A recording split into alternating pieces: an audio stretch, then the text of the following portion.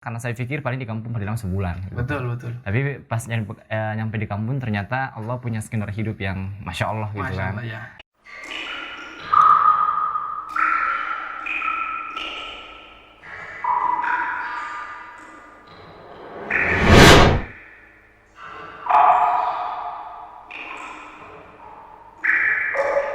Assalamualaikum warahmatullahi wabarakatuh. Ahibatil kiram, kecintaan kita terhadap Al-Quran seharusnya harus lebih besar daripada kecintaan kita terhadap buku-buku bacaan lainnya. Kecintaan kita terhadap Al-Quran semestinya lebih besar daripada kecintaan kita terhadap gadget kita. Harus lebih besar daripada kecintaan kita terhadap sosial media kita. Karena hadis Rasulullah sallallahu alaihi wasallam bersabda, "Khairukum man ta'allama al-Qur'ana wa 'allamahu." Sebaik-baik manusia ialah yang mempelajari Al-Qur'an dan mengajarkannya. Sebaik-baik di antara kita ialah yang mempelajari Al-Qur'an dan mengajarkannya. Bagaimana lagi dengan para penghafal Al-Qur'an? Bagaimana lagi dengan para orang-orang yang memberikan tempat untuk penghafal Al-Quran? Bagaimana lagi dengan donatur yang memberikan hartanya untuk kelancaran para penghafal Al-Quran? Maka dari itu, pada saat ini kami tim PKM TV telah menghadirkan salah satu narasumber yang menurut saya mulia. Karena salah satu narasumber ini ia rela meninggalkan ibu kota, kehidupannya di ibu kota untuk kembali ke desanya, kembali ke kampungnya untuk membesarkan kampungnya dengan Al-Quran. Mungkin para pemirsa setia PKM TV sudah beberapa kali melihat dan mendengarkan lantunan-lantunan ayat suci Al-Quran dari beliau. Dan inilah Al-Ustadz Rizal Sulle. Assalamualaikum Ustaz. Waalaikumsalam. Masya Allah, gimana kabar Ustaz? Alhamdulillah. Mungkin untuk mengawali acara kita ini, Ustadz bisa memperkenalkan dirinya Ustaz? Ya, nama saya Rizal Sulle. Jadi itu nama lengkapnya. Sulle bukan berarti artis yang ada di ibu kota ya, tapi Sulle itu nama bapak saya. Betul. Ya, jadi nama lengkapnya Rizal Sulle dan teman-teman atau SMA itu lebih kenal saya dengan nama itu. Ya. Kemudian saya memang asli dari Bulukumba, lahir di desa Sumba Peleyoi. Kemudian saya pesantren di Al-Furqan, Ereng-Ereng Kabupaten Bantaeng. Setelah tamat SMP, saya melanjutkan pendidikan SMA di SMA Negeri 7 Kota Bekasi. Lalu setelah itu, alhamdulillah melanjutkan pendidikan di Usuluddin, Sekolah Tinggi Ilmu Usuluddin, Kota Bekasi di Darul Hikmah. Ustadz mengatakan bahwa SMA di SMA Negeri 7 Bekasi. Iya. Oke, ini juga saya mendapatkan info tadi bahwa Ustadz mendapatkan beasiswa pendidikan dari salah satu anggota dewan pada saat itu. Iya, betul. Ya, bisa diceritakan bagaimana itu? Jadi pada pertengahan tahun 2011 kita lulusan SMP, Masya Allah dapat rezeki yang sangat luar biasa dari Allah.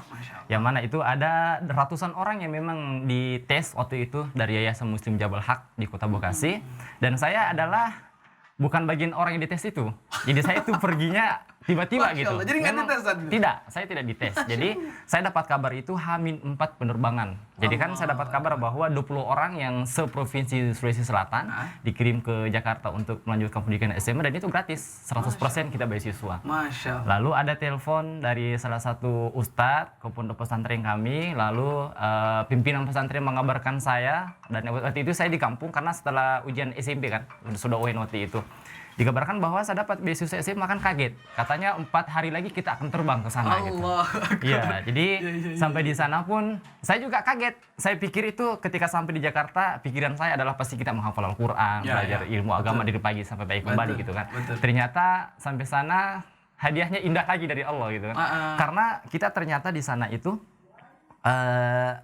ada sekolah umum, kemudian di samping umum kita juga dikasih ilmu-ilmu yang berbasis agama gitu. Jadi saya memang dari SMA Negeri. Saya SMA Negeri 7 Kota Bekasi. Tapi di asrama kita, di yayasan itu kita diajarkan juga menghafal Al-Quran. Saya adalah alumni Rumah Quran. Oh, Masya Iya, Allah. saya alumni Rumah Quran. Jadi tahun 2011 akhir tahun itu kita ada Quran Camp di Megamendung dari rumah Quran, kemudian lulus SMA diangkat jadi pengajar rumah Quran juga gitu. Jadi waktu saya SMA sambil sekolah umum, sambil juga menghafal Quran, belajar hadis, belajar bahasa Arab gitu. Jadi benar-benar luar biasa perjuangan kita. Karena saya sadar bahwa ini kan 100% beasiswa, jadi memang perjuangannya harus luar biasa juga gitu. Betul. Karena salah satu pengurus yayasan selalu bilang sama kita, kalau misalkan kamu nanti mau jadi orang besar, mau jadi orang luar biasa, ya harus usahanya luar biasa. Betul. Makanya di sana itu kita dikasih peraturan yang ketat, mata pelajaran yang full. Kita itu bangun setengah 4 subuh. Ya, setengah 4 subuh kita harus bangun, dan itu harus mandi semuanya. Sebelum sholat subuh semua wajib mandi. Kemudian ketika kita ke masjid pun harus sudah pakaian isi rapi, pakai dasi gitu kan. Jadi udah pakaian sekolah gitu? Udah wajib. Tidak boleh lagi tuh. Karena abis subuh itu kita sudah halaqah Quran sampai jam 6 pagi. Jam 6 pagi kita bersih-bersih. Kemudian abis itu kita sarapan baru berangkat sekolah. Pulang sekolah itu jam 3 sore. Sekolah saya kan masuk jam 7, pulang jam 3 sore. Sampai asrama bersih-bersih lagi, ba'da maghrib kita harus setoran lagi. Jadi setelah pulang dari sekolah, saya bersih-bersih langsung menghafal bersetoran. Itu Ustaz nggak merasa terbebani begitu? Tidak, dengan saya gembira dan senang. Saya suka kesibukan gitu loh. Dan di yayasan itu juga kita bukan hanya harus berprestasi di sekolah, tapi juga harus ikut ekstrakurikuler gitu loh. Itu wajib minimal 1. Kalau saya SMA ekstrakurikuler di sekolah. Iya, sekolah. Beda lagi dengan yang di yayasan. Beda lagi di yayasan. Di yayasan ada kegiatannya. Jadi di sekolah ekskul saya itu saya ngambil rohani Islam. Yang kedua saya suka paskibra gitu. Jadi saya dulu anggota paskibra waktu SMA. Masya Allah. Terus saya mau sedikit bertanya, kehidupan di yayasan. Ya kan menyebutkan antum tinggal di yayasan dan sekolah di sekolah SMA umum, ya kan? Itu untuk menyingkronkan pergaulan gitu kan. Itu kita di Bekasi, kota besar di sana, dan sekolah di sekolah negeri dengan tinggal di yayasan. Bagaimana caranya menyingkronkan untuk sangat bersyukur karena yang pertama juga yayasan sudah memberikan kita peraturan, 1, tidak boleh pegang HP gitu kan. Jadi tidak boleh pegang HP. Iya. Nggak boleh pegang HP. Nggak boleh. Zaman itu kita belum ada WhatsApp ya. Paling ada WhatsApp tapi saya belum punya. Mungkin udah ada BBM kali ya? BBM, zamannya BBM waktu itu. Zaman itu Pak, zamannya BBM. Betul. Cuman waktu itu saya belum punya HP Android, masih pakai HP Nexian gitu. Nexian itu. Jadi untuk menyingkronkan antara kegiatan sekolah dan yayasan adalah yang pertama harus sadar diri sendiri bahwa kita di sini adalah untuk mencari ilmu, mencari pengalaman, dan cita-cita kita besar menjadi seorang pemimpin. Jadi harus benar-benar bisa memanage waktu, membagi waktu dengan baik. Kalau saya sistemnya ketika jam istirahat sekolah itu saya selalu ke masjid menghafal Quran. Itu setiap istirahat selalu ke masjid karena saya kejar target gitu kan, menghafal di jam istirahat. Habis itu juga untuk menambah juga uang jajan bulanan gitu kan, saya jualan kue. Kalau di sana namanya panada, di sini jalan kote gitu kan. Saya jualan SMA gitu. Dan saya taruh di kelas, saya taruh di kantin gitu kan untuk penambahan uang jajan kita. Jadi untuk mensyukurkan itu yang pertama harus bisa manage waktunya. Betul. Dan terus-terus mengulang pelajaran. Dan di sana itu kalau sudah sholat Isya, semua santri harus keluar dari kamar membawa buku setelah sholat Isya. Jadi yayasan itu sudah mengatur jam kita dari pagi sampai pagi kembali. Setelah itu nanti kita yang tahu diri kira-kira gimana nih untuk bisa mensinkronkan lagi dengan baik gitu. Betul karena sudah jelas bahwa sekolah negeri itu banyak juga tugas-tugasnya kan, Tat? Banyak sekali, Masya Allah. Belum lagi kita harus menghafal Al-Quran. Betul, ya, itu yang saya kagumi bahwa antum sekolah negeri tapi tinggal di yayasan dengan perbandingannya itu jauh. Tugas di yayasan ada, tugas di sekolah negeri juga pasti berat. Dan selain ikut eskul juga kita haruskan ikut pengurus OSIS atau MPK. Jadi dulu saya SMA di Sekbid 1, Ketuhanan Yang Maha Esa gitu kan. Di Sekbid 1. Di sana kan kita SMA negeri, di sana ada agama Kristen, agama Islam. Jadi di OSIS-nya itu ada seksi bidang ketuhanan gitu loh. Betul, Masya Allah. Jadi memang kalau dibilang berat, memang berat sekali, tapi mau nggak mau harus dijalani. Oke. Gitu. Satu lagi saya masalah yayasan. Yayasan menampung antum dengan teman-teman antum semua itu pasti harus memberikan target, Ustadz. Bagaimana pasti harus ada nilai-nilai di luar sekolah itu kita harus dapatkan beasiswa mendapatkan nilai yang bagus atau bagaimana? Itu sudah menjadi kewajiban, ya. Kapan ada nilai di bawah KKM, SP, gitu kan? SP surat peringatan dari yayasan. Dari yayasan? Iya, jadi dari sekolah kita tidak boleh mendapatkan nilai di bawah 80. Di bawah 80 di sekolah negeri itu? Iya, di negeri itu. Dan kadang-kala juga pimpinan yayasannya kadang berbaik hati. Boleh lah gitu kan. Atau misalkan boleh memberikan agak keringanan turun, lah ya. keringanan, tapi minimal 75 gitu kan. Betul. Itu nilai yang wajib kita capai, minimal 75. Saya mau tahu nih, Ustaz, ada nggak temen antum, Ustaz, yang kena keluar gitu? Ada. Saya angkatan pertama ber-20 orang. Angkatan pertama 20 orang yang berjuang sampai di titik penghabisan itu 16 orang. Dan saya adalah bagian orang yang pernah mendapatkan nilai 5,6. Allah, jadi dapat surat peringatan, Ustaz? Pernah. Dan ingat banget waktu itu Mami ya, maaf ya kalau Mami dengar pembicaraan ini. Sorry ya Mam, saya harus bahas di sini. Waktu saya semester 1 kelas 1 SMA kan kita masih penyusuaian ya. Saya di sekolah 2 minggu diem kayak patung. Karena nggak ngerti harus ngomong apa. Kan di sana orang ngomong, lu dari mana? Gue tuh begini lah. Saya mana ngerti kan bahasa begituan. Jadi saya adalah termasuk orang yang dapat nilai jelek semester 1. Ingat banget nilai saya nih rapot kamu digituin gitu. Nah itu saya sadar pokoknya setelah ini tidak boleh terulang kedua kalinya. Iya. Makanya benar-benar harus belajar yang luar biasa. Ekstra banget kita belajarnya. Setelah SMA Ustaz ya? Setelah SMA itu masih tinggal di yayasan atau gimana itu? Setelah SMA sudah kita dilepas. Kita sudah dilepas sama yayasan. Jadi ya bahasanya terserah gitu kan. Mau pulang kampung ya silakan, mau kerja silakan, mau kuliah silakan. Kalau saya dulu kebetulan kita kan alumni rumah Quran ya. Jadi guru-guru tahfiz kami itu dari rumah Quran.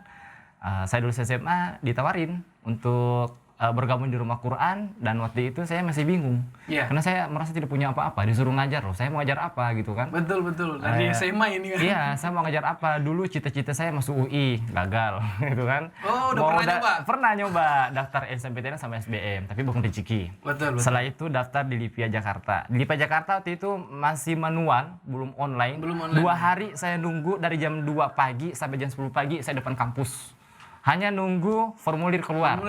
Dan gak dapat 2 hari itu. Saya sama teman itu dari jam 2 pagi sampai jam 10 pagi nongkrong pinggir jalan depan kampus LIP itu gak dapat apa-apa gitu.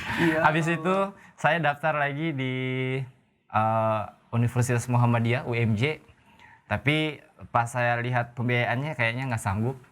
Akhirnya H-2 mau pulang kampung saya udah bingung gitu. Harus gimana ya setelah ini? Nah, tiba-tiba dikabarin sama Kak Firman, itu beliau guru tahfiz waktu SMA, diminta gabung ke rumah Quran. Ya, saya iyakan. Nah, pulang kampung, di kampung 20 hari, setelah pulang dari sini, dari kampung ini ya kembali lagi ke Jakarta. Bergabunglah di rumah Quran sambil kuliah di rumah Quran Mega Mendung itu? Ya. Di Mega Mendung? Bukan, di Bekasi juga. Oh, di Bekasi juga? Bekasi.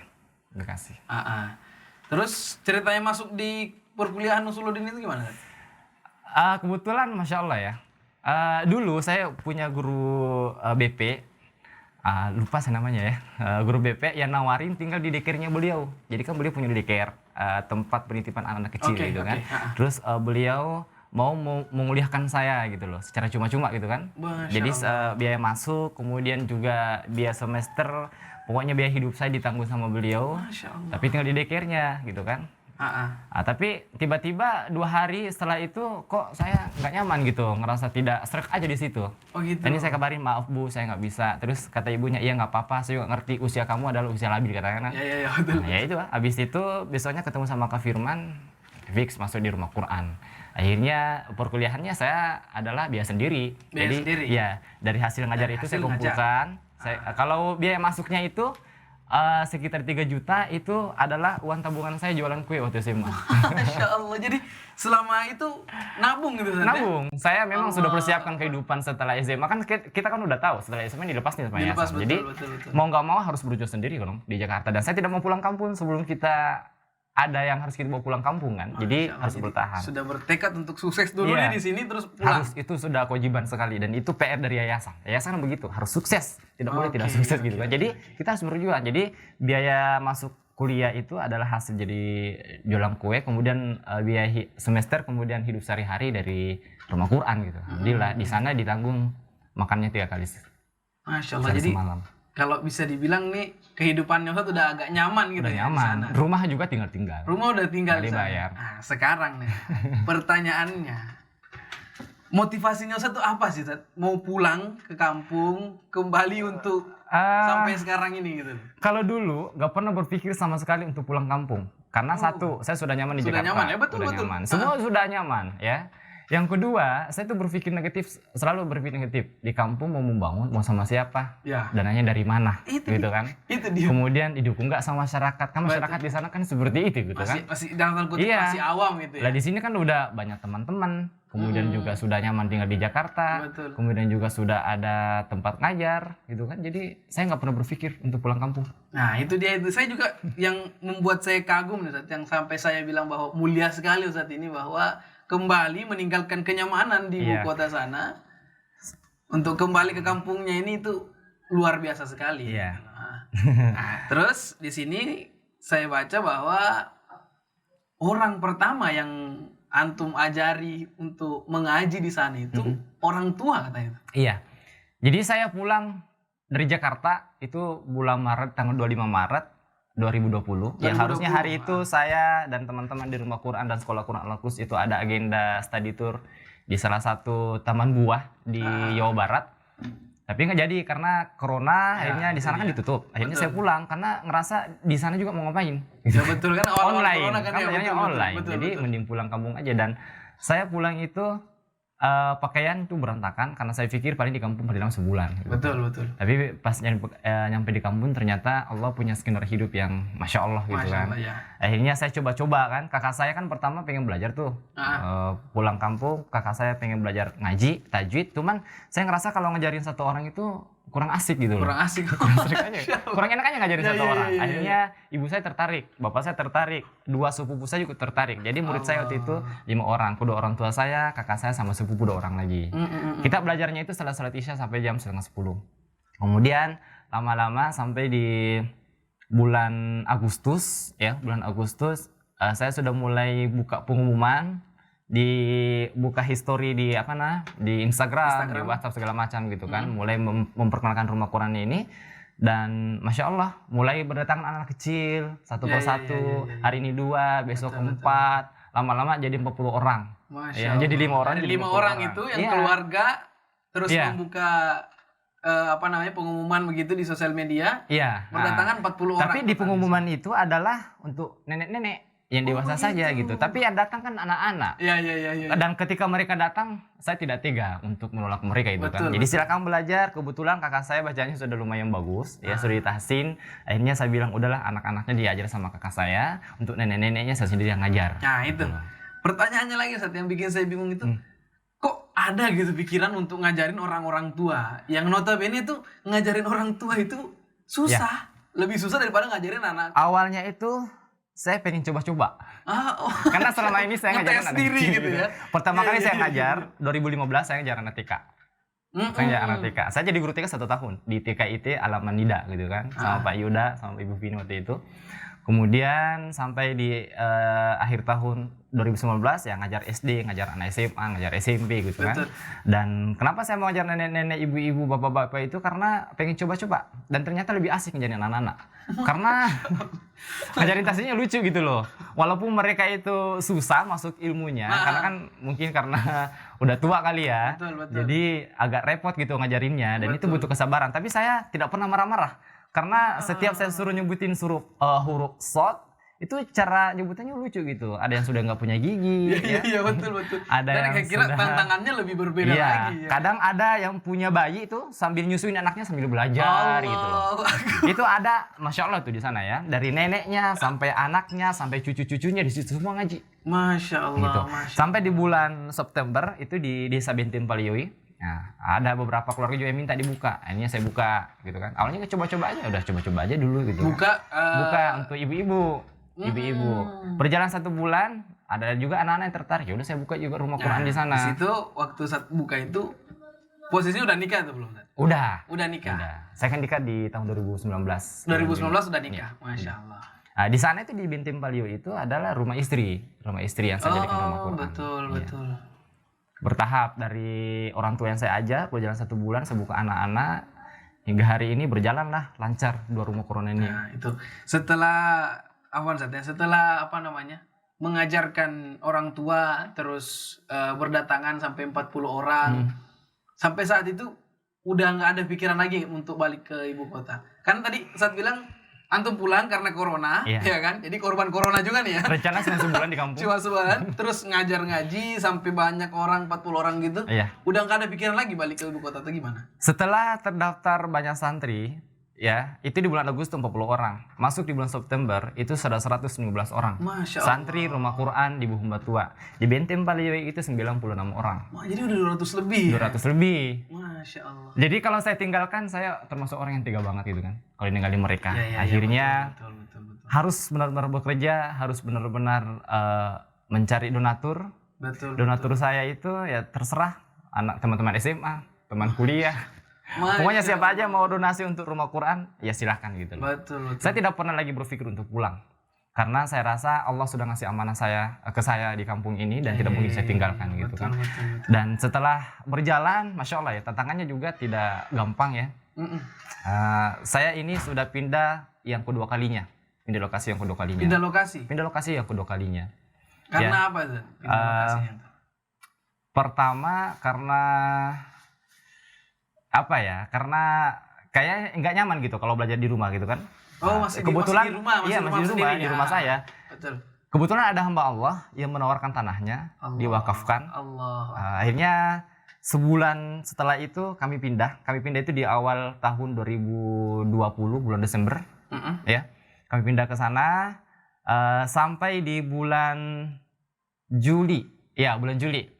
Pas saya buka pesantren. Iya, 2021. Oh, 2021. Ya. Jadi di sana saya 7 bulan. Ya, di lokasi itu saya 7 bulan. Kenapa kita pindah? Karena berbagai macam hal yang tidak mengharuskan kami harus di situ lagi. Ya memang tidak sesuai dengan keinginan kami dan memang tidak mendukung gitu. Akhirnya kami putuskan untuk pindah lokasi lagi, dan ini keputusan ini tidak serta-merta dari hanya saya sendiri. Tapi saya kumpul ke masyarakat. Karena saya ngerasa kalau cuma saya bergerak sendiri akan kurang mampu gitu kan kalau kurang sendiri. Makanya saya kumpul ke masyarakat, diskusi sama mereka gimana pendapat Bapak Ibu semuanya. Akhirnya satu suara kita pindah lokasi saja. Pindah lokasi, kami beli tanah seharga 150 juta. Masya Allah. Dan hingga hari ini belum lunas. Itu yang saya mau tanyakan tadi. Mohon maaf, tadi mau menyetop, memberhentikan pembicaraan. 150 juta dalam waktu setahun itu, Ustaz. Tapi belum lunas sampai sekarang. Belum. Itu saya pindah ke tanah tersebut di akhir bulan Juli. Akhir bulan Juli tahun ini. Tahun ini. Baru bulan kemarin. Bulan Juli. Terus tanggal 10 bulan Agustus kami peletakan batu pertama untuk pembangunan pesantren.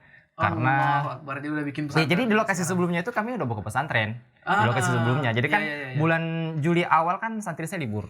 Dan rumah Quran libur, kemudian di bulan itu pun kami membuka pendaftaran untuk pesantren. Kami buka pesantren sebenarnya bukan atas keinginan saya, karena saya ngerasa kurang mampu gitu loh. Satu, pasti butuh dana kan. Yang kedua, butuh tim, butuh guru-guru kan. Yang ketiga, di sana itu lokasinya tidak mendukung dijadikan pesantren, karena dinding-dindingnya itu dari karung-karung, terpal, betul-betul dindingnya. Sekali ya. Itu kan 2 lantai ya, rumah kayu. Jadi yang akhwat itu di atas, yang akhwat itu dindingnya cuma sampai sepinggang. Di atasnya itu nggak ada dindingnya gitu loh. Cuma ditutup pakai kain-kain, itu asrama perempuan. Di lantai bawahnya itu ikhwannya. Ya, ikhwannya itu dia dindingnya itu dari terpal. Udah bolong-bolong gitu kan. Tapi karena terjadi sebuah permasalahan, akhirnya kami memutuskan untuk pindah lokasi. Walaupun kami harus beli 150 juta tanahnya, dan hingga hari ini masih sedang penyelesaian timbunan ya. Santri saya tampung di rumah-rumah warga. Masya Allah. Santrinya udah ada berapa? Pesantren itu 32 orang. 32 orang. 16 ikhwan, 16 akhwat juga. Yang betul-betul mondok. Ya, itu yang mondok. Masya Allah. Jadi belajarnya di rumah saya yang putri, kemudian yang putranya di rumahnya om. Kemudian tempat tinggalnya santri putra di rumahnya sepupu. Kemudian yang perempuan ini saya taruh di rumahnya nenek gitu loh. Menghidupkan. Dapurnya itu di rumah kakak saya. Ini karena kerja sama dari masyarakat. Ya, masyarakat di sana tuh luar biasa sekali Masya gitu. Allah. Ini kan permintaan masyarakat yang buka pesantren dengan Bismillahirrahmanirrahim ya sudah saya buka. Alhamdulillah hingga hari ini berjalan dengan baik. Betul, betul. Perjuangan antum loh itu, Sat, yang mesti diapresiasi bahwa masyarakat meminta buka pesantren karena perjuangan antum untuk mengajarkan masyarakat. Dan waktu kita mau pindah lokasi, semua orang bersedih hati karena kan di sana kita sudah bikin kamar mandi, Betul, sudah betul. perbaikan Sudah 7 jalan. bulan loh itu. Iya, sudah 7 perbaikan bulan, jalan, ya Allah. sudah bangun kamar mandi, sudah renovasi masjid juga. Betul. Kalau masyarakat itu melihatnya, aduh kok begitu ya. Kalau saya, orang ada yang menilai kok, kenapa sih Ustadz ini kok tidak merasa sakit hati atau tidak merasa apa? Saya semua kesakitan, semua kecewaan saya simpen. Betul. Karena saya tidak mau dengan muka-muka sedih itu kita nanti nilai, menampakkan. aduh benci Betul. kalau Ustadz gitu kan. Betul. Jadi akhirnya Betul, Masya Allah. pura-pura tegar gitu loh. Pura-pura tegar, pura-pura bahagia. Pulang di rumah, Iya. oh, iya. Pulang bahagia, sujud. Ya Allah, saya harus gimana lagi nih, gitu kan? Masya Allah, Waktu Masya kita Allah. mau angkat-angkat barang ke mobil itu kan, masyarakat itu berdatangan orang tua santri, ada yang sudah merah hidungnya, Ya sambil Allah. ngangkat bangku-bangku, lemari anak sambil Allah, nangis-nangis saking gitu. cintanya itu. Saya cuman duduk di teras plastik ngeliatin gitu kan. Setiap ada orang tua yang ngeliatin saya tuh air matanya gini. Gitu kan, nangis mereka tuh. Aduh, sedih juga. Saya juga sedih, tapi dalam hati Perjuangan. saya simpan Betul. semua kesedihan itu dan saya Betul. tumpahkan sama Allah saja. Masya Allah, Masya Allah. Karena harus kelihatan tetap bahagia walaupun sebenarnya ini banyak beban yang harus Beban, kita bawa. betul. Cuman satu, saya punya Allah. Allahu Akbar. Itu. Saya punya Allah. Itu. Kalau Quran yang kita perjuangkan pasti ada jalannya gimana pun Allah. itu. Waktu kita ada problem di sana kan, masya Allah, orang tua saya menangis, bapak saya 2 malam nggak bisa tidur, mikirin saya. Aduh gimana nih anak saya perjuangannya gitu kan? Apakah harus terhenti di tengah jalan? Karena di lokasi itu kayaknya kita sudah tidak bisa bertahan lagi kan? Karena berbagai macam problem. Betul. Akhirnya kami pindah, saya juga pusing. Aduh gimana nih? Anak-anak saya mau taruh di mana? Iya. Tapi kebetulan ada 2 rumah yang kosong di tetangga saya, akhirnya pakai itu. Masya Allah. Mulia sekali Ustaz perjuangan antum. Itu bisa dibilang, saya bilang kan awalnya saya dengar tuh perkataan dari teman juga bahwa beliau antum ini membesarkan kampung dengan Al-Quran, itu saya bilang kayaknya terlalu berlebihan deh gitu kan. Itu dari saya sendiri. Tapi Berlebihan, kan anak belum ketemu sama antum juga. Iya. Tapi dengan dengar cerita ini saya wah ini nggak berlebihan sih. Ini emang benar-benar Masya Allah, Saya juga kalau berpikir gitu ya, saya kalau duduk Respect, sendiri gitu ya, kadang berpikir kok bisa ya sampai di sini gitu. Karena saya ngerasa ngurusin satu lembaga itu bukan hal yang mudah. betul. Tapi sekarang ini saya bikin yayasan Rumah Quran Nur Ilahi. Yayasan ini membawahi 3 lembaga pendidikan. 1 Pondok Pesantren Tahfiz Nur Ilahi, yang kedua Rumah Tahfiz Sumba Pelioi, yang ketiga Rumah Tahfiz Bintim Pelioi. Masya Dan Allah. itu dibawa naungan yayasan semuanya. Masya Tim-tim saya itu anak muda semua. Kami bertujuh, 7 orang. 7 Dua- orang? Iya. Untuk membesarkan 3 itu tadi. Iya. Allah. Kalau saya ngajar dari habis subuh sampai malam. Habis subuh daftar administratoran, masuk jam 7 sampai jam 10 ngajar Quran, setengah 11 sampai duhur itu ngajar fikih, hadis. Masya Allah. Nah, setelah duhur saya ngajar ibu-ibunya sampai asar. Habis maghrib santri makan, habisnya ngajar lagi. Belum lagi besoknya harus ngajar di cabang gitu kan, Rumah Tahfiz Betul, Bintim Pelioi. betul, Di sana juga saya ngajar tasin ibu-ibu gitu loh. Allahu Akbar. Dan saya senang kegiatan yang full itu, saya senang dari SMA. Dari SMA saya senang dengan kegiatan pergi pagi pulang malam.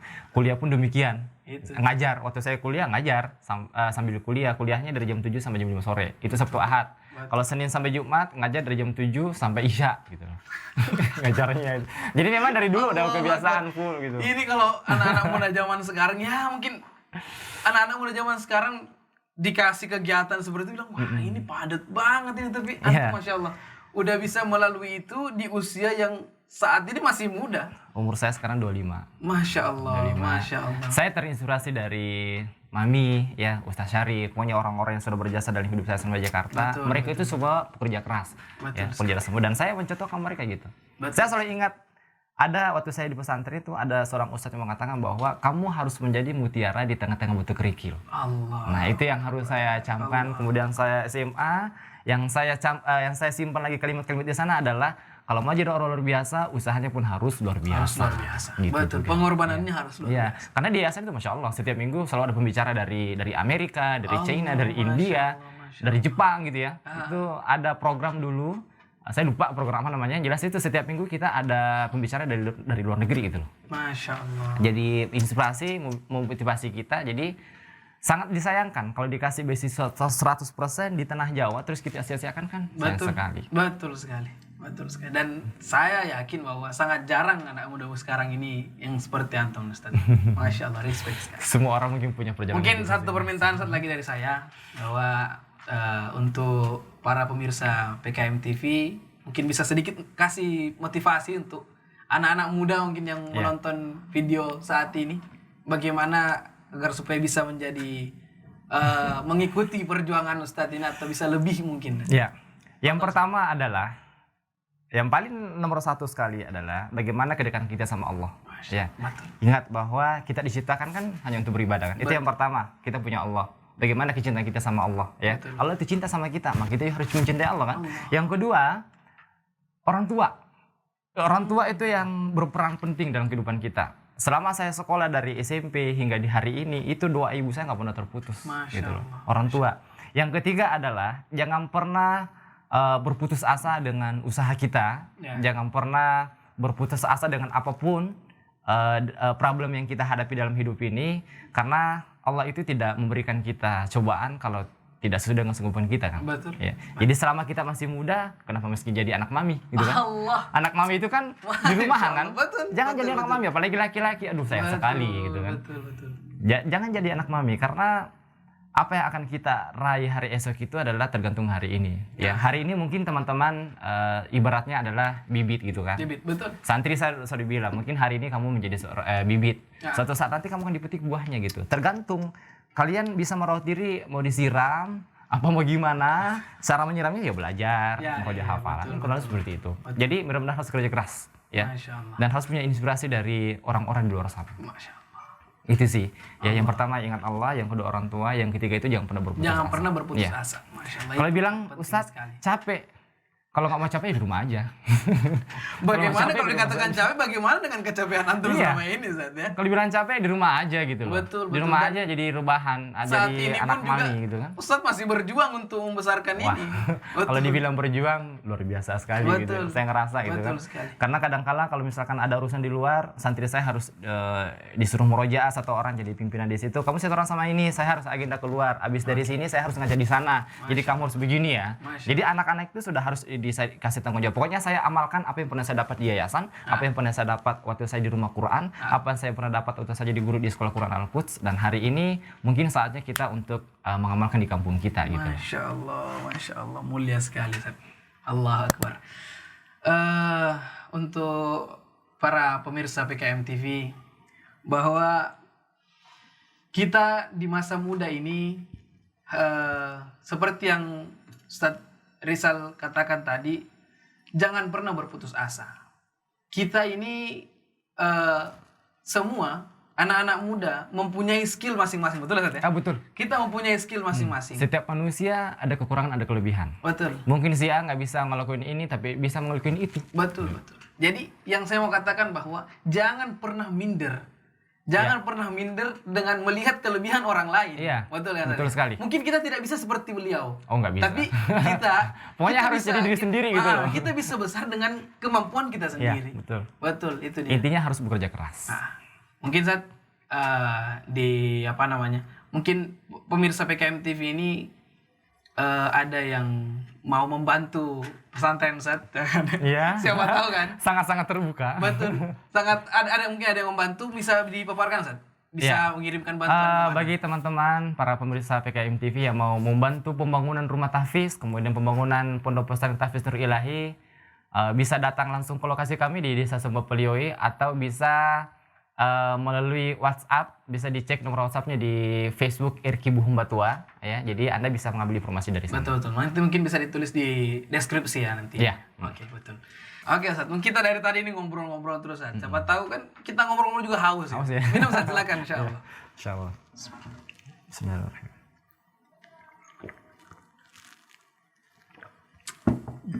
Oke, terakhir bahwa kita cukupkan perbincangan kita saat ini, dan kembali untuk para pemirsa PKM TV, mudah-mudahan dengan kehadiran Ustadz Rizal Sule di sini, dengan pencerahan dari beliau tadi, dengan cerita perjuangan beliau tadi, kita semua terutama untuk anak-anak muda bisa terinfluence, bisa termotivasi dengan perjuangan beliau ini, agar supaya di sini motivasi bukan sekali-kali untuk menjadi seperti beliau, bukan, akan tetapi memotivasi kita untuk bagaimana caranya kita meningkatkan skill kita. Karena setiap kita pasti mempunyai skill masing-masing. Terima kasih untuk Ustadz Rizal Sule kehadirannya di sini. Wabillahi taufiq wal hidayah. Wassalamualaikum warahmatullahi wabarakatuh. Waalaikumsalam warahmatullahi wabarakatuh. Jazakumullahu khairan telah menonton video ini. Dukung terus channel dakwah PKM TV dengan cara like, komen, share, dan subscribe. Ikuti juga informasi kajian PKM TV di akun resmi PKM TV.